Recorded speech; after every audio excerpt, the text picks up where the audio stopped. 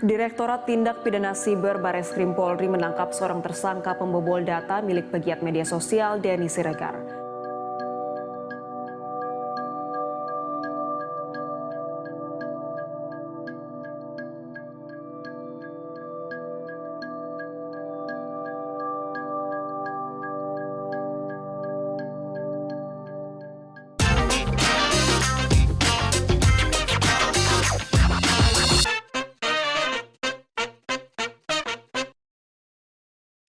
Saya sebenarnya tidak mau membahas kasus ini terus-terusan karena sepertinya jadi narsis.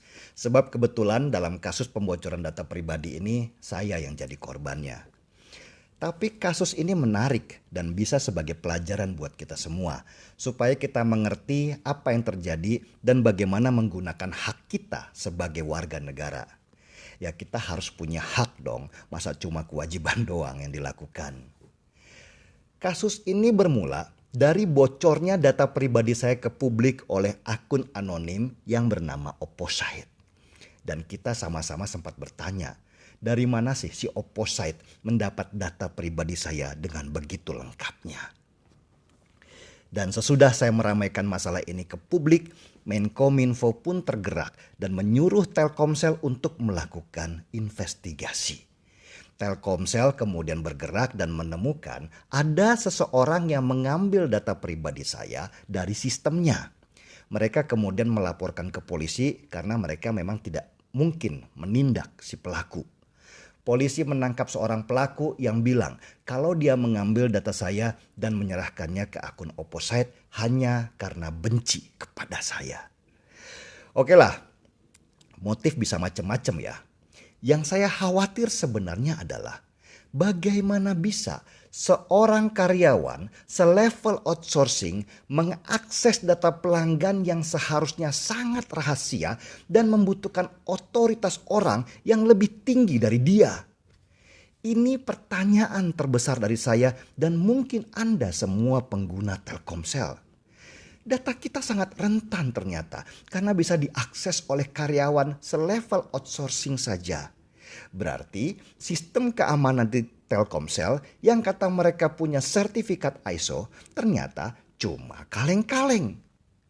Dan yang mengagetkan untuk saya sendiri adalah reaksi dari Telkomsel. Mereka yang seharusnya kita percaya menjaga data kita, kemudian melenggang seolah tak berdosa dan melimpahkan semua kesalahan kepada si oknum outsourcing. Padahal kalau sistem Telkomsel kuat, tentu tidak mungkinlah sekelas outsourcing bisa mengakses sistem mereka. Telkomsel seolah tidak mau bertanggung jawab terhadap situasi itu. Padahal di kasus ini sudah ada korbannya, yaitu saya sendiri.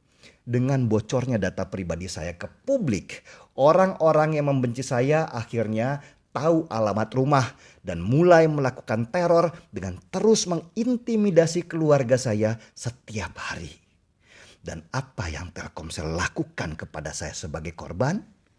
Cukup meminta maaf atas ketidaknyamanan ini, tetapi tidak ada empati terhadap keamanan keluarga saya yang menjadi korban kelalaian Telkomsel.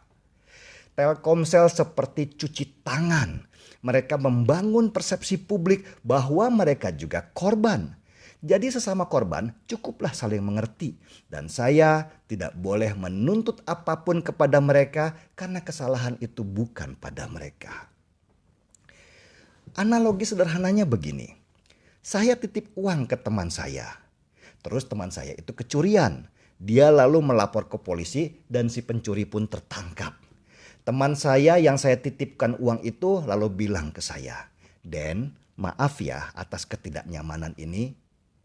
Begitu saja tanpa ada niat mengganti uang yang saya titipkan ke dia karena dia merasa tidak bersalah. Wong yang salah si pencuri kok dan sudah ditangkap polisi. Dia juga merasa sebagai korban." Apa perilaku seperti itu benar? Bagi perusahaan besar seperti Telkomsel, bisa jadi mereka menganggap itu benar. Toh si Denny itu siapalah? Hanya satu pelanggan dari 160 juta pelanggan lainnya. Gak ngaruh, mau pakai silahkan, gak pakai juga silahkan. Mau boykot silahkan, teriak-teriak di media sosial juga silahkan. Apalagi mau cabut kartu, nggak ngaruh. Telkomsel tetap perusahaan besar dengan keuntungan triliunan rupiah. Kita yang dirugikan tidak punya hak untuk menuntut perusahaan besar untuk ganti rugi.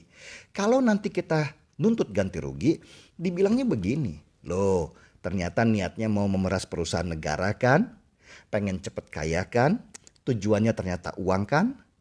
Dan begitulah narasi yang dibangun supaya kita sebagai korban akhirnya diam. Tidak bersuara karena takut dianggap orang yang mengambil keuntungan dari peristiwa.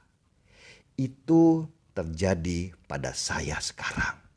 Bagaimana kalau itu terjadi pada Anda? Diam saja, pasrah keluarga diteror setiap hari tanpa ada solusi, pasrah karena berpikir, Telkomsel itu perusahaan besar, saya tidak mampu melawan. Itulah yang mereka inginkan. Telkomsel sangat berkuasa, perusahaan besar, di dalamnya orang-orang berpengaruh semua, kaya raya dan punya dana yang tidak terbatas.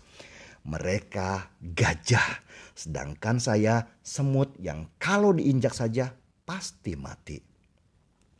Dan akhirnya saya paham kenapa Telkomsel seperti itu. Perilaku itu ternyata tidak hanya di Telkomsel saja, tapi juga mungkin di semua operator seluler di Indonesia. Coba perhatikan. Dari rencana Undang-Undang Perlindungan Data Pribadi yang sedang digodok pemerintah, Asosiasi Operator Seluler menolak ada pasal sanksi kepada mereka kalau terjadi masalah. Asosiasi Operator Seluler itu bilang, untuk apa lagi ada pasal sanksi di rencana Undang-Undang Perlindungan Data Pribadi? Kan sudah ada Undang-Undang ITE. Padahal Undang-Undang ITE tidak mengatur sanksi buat penyelenggara layanan seperti operator seluler yang lalai menjaga datanya. Jadi ketika ada masalah kebocoran data seperti ini, pihak penjaga data seperti operator seluler itu bisa lepas tangan. Mereka akan terus menganggap yang salah adalah orang yang mengakses data mereka secara kriminal. Dan pihak seluler seperti Telkomsel terus saja jualan dengan jargon, "Hey, data Anda di kami aman kok. Kan kami sudah punya ISO, jadi jangan takut ya." Mereka terus bicara ke publik bahwa sistem penjagaan datanya canggih. Padahal jelas-jelas dengan begitu mudahnya seorang outsourcing saja bisa membocorkan data dari sistem mereka. Lalu bagaimana nasib korban yang datanya dibocorkan seperti saya? Ya EGP, emang gue pikirin. Itu masalah elu. Kan gue sudah lapor ke polisi, penjahatnya juga sudah ditangkap. Ya sudahlah, anggap aja lu lagi sial. Ngeselin kan? Itulah yang saya bilang, bahwa kita sebagai warga negara harus paham hak kita. Hak atas perlindungan data-data kita. Hak untuk tahu bagaimana cara perusahaan menjaga data kita.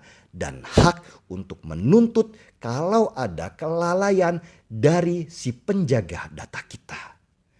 Tuntutan atau gugatan itu penting sekali. Supaya mereka tidak bisa seenaknya dan mulai berbenah dengan memperbaiki sistemnya sampai sempurna.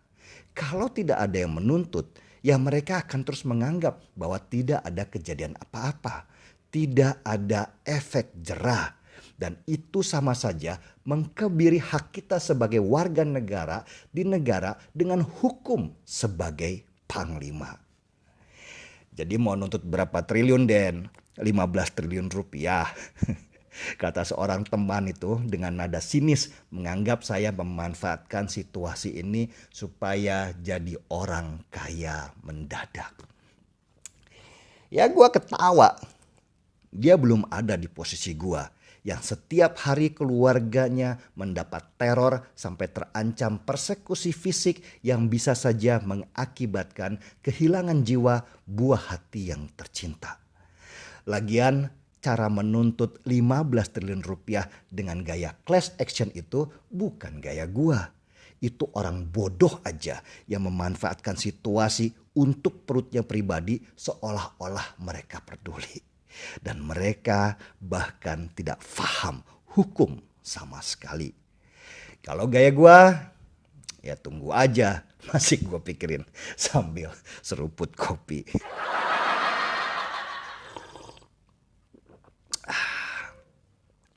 Markibong, mari kita bongkar semua. Saya Denny Siregar, kita di acara Timeline.